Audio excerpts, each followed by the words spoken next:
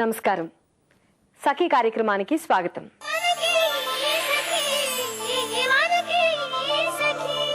ముందుగా ఈటీవీ2 సఖులందరికీ కార్తీక పౌర్ణమి శుభాకాంక్షలు. చంద్రుడు పూర్ణుడై ఏ నక్షత్రంలో ఉంటాడో ఆ నక్షత్రం పేరు ఆ మాసానికి వస్తుందట. కృత్తికా నక్షత్రంలో చంద్రుడు పూర్ణుడై సంచరిస్తూ ఉండటం వల్ల ఆ మాసాన్ని కార్తీక మాసంగా పిలుస్తారు. కార్తీక మాసాన్ని అత్యంత పవిత్రమైన మాసంగా భావిస్తారు. ఈ మాసం శివకేశవులిద్దరికీ ఇష్టమైన మాసం అంటారు. శివభక్తులు శివాలయాల్లో రుద్రాభిషేకాలు, లక్ష బిల్వార్చనలు, రుద్ర పూజలు జరుపుతారు. ఇక శ్రీ మహావిష్ణువుని తులసి దళాలతో పూజిస్తారు, వ్రతాలు ఆచరిస్తారు. శివానుగ్రహానికి, విష్ణు అనుగ్రహానికి ఈ మాసం చాలా ఉత్తమమైన మాసమని భక్తులు విశ్వసిస్తారు. ఇప్పుడైతే ఈ కార్యక్రమం చూసేయండి. ఆ తర్వాత మరికొన్ని సంగతులు మాట్లాడుకుందాం.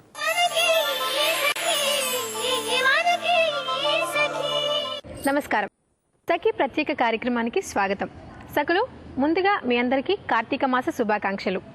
సఖులు, ఈరోజు మనతో ఉన్నారు ప్రముఖ సామాజిక శాస్త్రవేత్త లక్ష్మీదేవి గారు. మరి లక్ష్మీదేవి గారిని అడిగి ఈ కార్తీక మాసం యొక్క విశిష్టతను ఇప్పుడు తెలుసుకుందాం.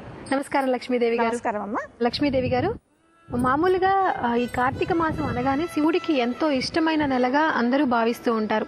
అలాగే ఈ మాసం మొత్తం కూడా శివుడికే ఎన్నో రకాల పూజలు, నోములు ఇవన్నీ చేస్తూ ఉంటారు కదా. సో అసలు ఈ కార్తీక మాసం అలాగే కార్తీక పౌర్ణమి విశిష్టత గురించి చెప్తారా? అమ్మ, కార్తీక మాసం కేవలం శివులకే కాదు, విష్ణువు, శివుడు, బ్రహ్మ వీళ్ళందరికీ కూడా పూజలు చేసే మాసంగా మన పంచాంగంలో చెప్పుకుంటాం. మనం సాధారణంగా సౌరమానాన్ని అనుసరించి లేదా చాంద్రమానాన్ని అనుసరించి మన పంచాంగాన్ని ఏర్పరచుకున్నాం. చాంద్రమానం కానీ సౌరమానం కానీ కార్తీక మాసం 8వ నెల అవుతుంది. సాధారణంగా జ్యోతిష్య శాస్త్రం రీత్యా ఎట్లా చెప్తారంటే, మనం 2 అయనాలుగా అనుకుంటాం. మనం ఇంగ్లీష్లో అయితే హెమిస్ఫియర్ అనుకుంటాం చూడండి, అట్లాగే ఉత్తరాయణం దక్షిణాయనం అనుకుంటాం. బాగా వేడిగా ఉండే వైశాఖ మాసానికి సరిగ్గా అపోజిట్ సైడ్లో ఉండే మాసం కార్తీక మాసం. జ్యోతిష్యపరంగా ఇది ఒక అంశం. కార్తీక మాసంలోకి వచ్చేసరికి ముఖ్యంగా శైవ మతానికి సంబంధించిన అంశంతో మొదలు పెడతాను. కార్తీక పౌర్ణమిని త్రిపుర పౌర్ణమి అని కూడా అంటారు. ఈ త్రిపుర పౌర్ణమి శైవ మతాన్ని అవలంబించే వాళ్ళకందరికీ కూడా చాలా చాలా చాలా ముఖ్యమైన రోజు. 2 కారణాలు ఉన్నాయి దీనికి. మహాశివరాత్రి కంటే ముందు వచ్చే చాలా పెద్ద పండుగ ఈ కార్తీక పౌర్ణమి. ఆ రకంగా చాలా పెద్ద పండుగ. దాంతో పాటుగా ఆ రోజున మొత్తం మన భూప్రపంచాన్నంతటినీ కూడా త్రిపురాసురుడు అనే ఒక రాక్షసుని నుంచి రక్షించటం కోసం ఆ రాక్షసుని శివుడు జయించాడు అని మనం నమ్ముతాం. దీనికి సంబంధించిన ఐతిహ్యాలు మనకు చాలా ప్రాచీన కాలం నుంచి ఉన్నాయి. అందుచేత శైవ మతస్థులు కార్తీక పౌర్ణమిని చాలా చాలా ముఖ్యమైనదిగా అనుకుంటారు. దీంతో పాటుగా స్కంద పురాణం అని ఒక పురాణం ఉంది. దీంట్లో కార్తీక పురాణం అని ఒక విభాగం.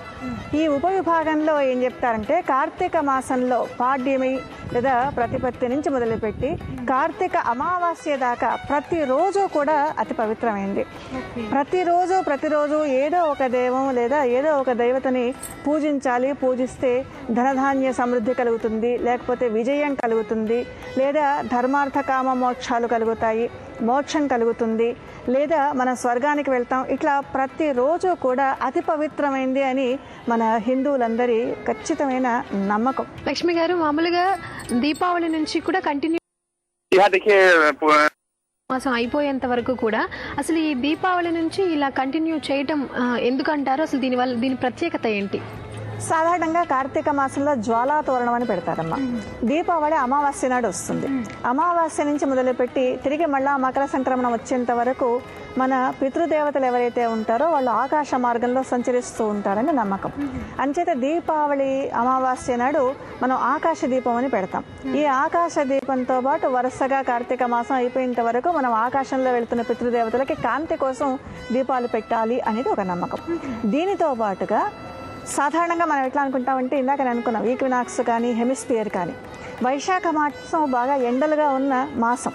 దానికి క్వైట్ కాంట్రరీగా 6వ నెల కార్తీక మాసం. ఈ నెలలో చంద్రునిలో వేడి కానీ లేదా సూర్యునిలో వేడి కానీ కంపారిటివ్గా తక్కువగా ఉంటుంది.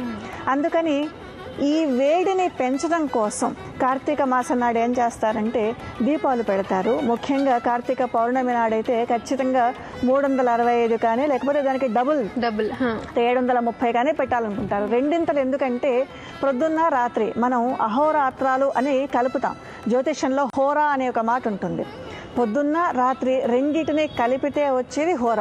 ఆ రెండు కలిపితే ఒక దినం.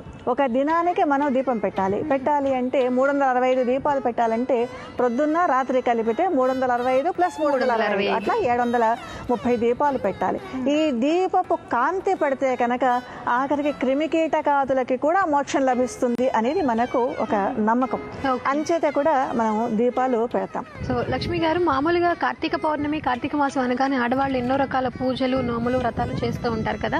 ఈ కార్తీక పౌర్ణమి రోజు, కార్తీక మాసం మొత్తం కూడా ఎటువంటి పూజలు, నోములు, వ్రతాలు చేస్తే మంచిదంటారు? కార్తీక సోమవారం నాడు సోమవార వ్రతం చేస్తారమ్మా. కార్తీక సోమవారం అన్ని సోమవారాల్లో చాలా ముఖ్యమైనది, శివుడికి ప్రీతిపాత్రమైనదని నమ్ముతారు. అట్లాగే లక్షవతుల నోము అని చెప్పి కార్తీక పౌర్ణమి నాడు చేస్తారు. ఆ రోజు ఇందాకనే మనం అనుకున్న దీపాలు వెలిగించడం అనేది అతి ప్రధానమైన అంశం. ఇవి కాకుండా భక్తేశ్వర వ్రతం అని చేస్తారు. ఇది కూడా శైవ మతాన్ని అవలంబించే వాళ్ళు చేస్తారు. శివుడి ప్రాధాన్యతని తెలియచెప్పే వ్రతం. ఇవి కాకుండా కొన్ని ప్రాంతాల్లో ప్రత్యేకంగా చేసే పండుగలు కూడా ఉన్నాయి. ఉదాహరణకి ఒరిస్సా ప్రాంతంలో ఒకప్పుడు ఎట్లా అంటే నావలల్లో కార్తీక మాసంలోనే వేర్వేరు ప్రాంతాలకు వ్యాపారం కోసం బయలుదేరేవాడు. దానికి ఇవాళకున్న ఒక ప్రతీక ఏంటంటే చిన్న చిన్న నావలల్లో దీపాలని పెట్టి గంగా నదిలో వదులుతారు. గంగా నది సరే అతి పవిత్రమైంది, కార్తీక మాసంలో మరింత పవిత్రత చేకూర్చుకుంటుంది కాబట్టి ఆ రోజు మహాహారతి పండుగ చేయడం కానీ, గంగా నదికి పూజ చేయడం కానీ చేస్తారు. సో కార్తీక మాసంలో నోములు, వ్రతాలు ఏవైనా కానివ్వండి, ప్రతిరోజు కూడా ముఖ్యమైనది. ఏ మతాన్ని అవలంబిస్తున్నాం అనే దాన్ని బట్టి సోమవారం కావచ్చు, శుక్రవారం కావచ్చు, పౌర్ణమి కావచ్చు, లేదా ఏ మతంతో సంబంధం లేకుండా కూడా ప్రకృతిని పూజించడం. సో ప్రతిరోజు కూడా పవిత్రమైంది. స్త్రీలే ఎందుకు చేస్తారు ఇందాక మీరు అడిగారు. ఎందుకంటే స్త్రీల పైననే ఏ సమాజమైనా ఆధారపడి ఉంటుంది. అంచేతనే మన సమాజంలో ఓరల్ ట్రెడిషన్స్లో ఎట్లా చెప్పారంటే స్త్రీ మొత్తం సమాజానికి కేంద్ర బిందువు కాబట్టి సమాజం మంచి కోసం చేసే ప్రతి పని కూడా స్త్రీనే మొదలు పెడుతుంది, స్త్రీనే కంటిన్యూ చేస్తుంది, స్త్రీలే చేస్తారు. లక్ష్మి గారు, మామూలుగా దీపాలు వెలిగించడం మనం దీపావళి నుంచి కంటిన్యూ చేయడం ఇదంతా ఉంటుంది కదా. అలాగే ఈ కార్తీక పౌర్ణమి రోజు పర్టికులర్ గా దీపదానం చేస్తే చాలా మంచిది, ఎన్నో పాపాలు తొలగిపోతాయి అంటారు కదా. సో ఎందువల్ల? కార్తీక మాసం పవిత్రమైందని ఇందాకనే అనుకున్నాం. అయితే ఆ పవిత్రతని మనదిగా చేసుకోవాలంటే కొన్ని పూజా విధానాలని చెప్పారమ్మా. ఈ పూజా విధానాల్లో ఏంటంటే మన నియమాలు కొన్ని ఉన్నాయి. మనం ఎప్పుడు నిద్ర లేవాలి, ఏం చేయాలి అన్నవి కొన్ని, మనం ఏం చేయాలన్న పనులు చెప్పేవి మరికొన్ని. తెల్లవారుజామున 4 గంటలకి లేచి స్నానం చేయాలి, నదిలో కానీ లేకపోతే పాండ్ సరస్సులో కానీ స్నానం చేయాలనేది ఒక నియమం. అదేవిధంగా పూజించడం కూడా ఒక నియమం. దాంతోపాటుగా ఆ రోజున దీపాలని దానం చేస్తే కనుక ఇందాకనే మనం అనుకున్న పితృలోకాలకు వెళ్ళే వాళ్ళకి సపోర్ట్ దొరుకుతుందని ఒక నమ్మకం. అంచేతనే చాలామంది కార్తీక మాసంలో, ముఖ్యంగా కార్తీక పౌర్ణమి మాసం అంతా చేస్తారు కొంతమంది.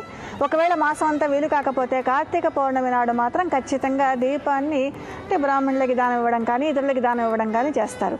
సో దీని ఫలితంగా ఏంటంటే మనకు మోక్షం లభిస్తుంది, మన పితరులకి మోక్షం లభిస్తుంది అనేది మనకుండే ఖచ్చితమైన నమ్మకం. లక్ష్మి గారు, ఈరోజు మా చక్కలకి కార్తీక మాసం అలాగే కార్తీక పౌర్ణమి యొక్క విశిష్టతని చాలా చక్కగా వివరించారు.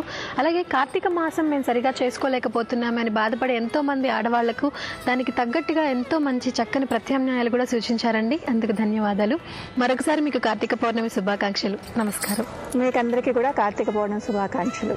ఇదండి ఇవాల్టి సఖి ప్రత్యేక కార్యక్రమం. మరో అందమైన ఎపిసోడ్లో మళ్ళీ కలుసుకుందాం. మరోసారి మీ అందరికీ కార్తీక పౌర్ణమి శుభాకాంక్షలు. నమస్కారం.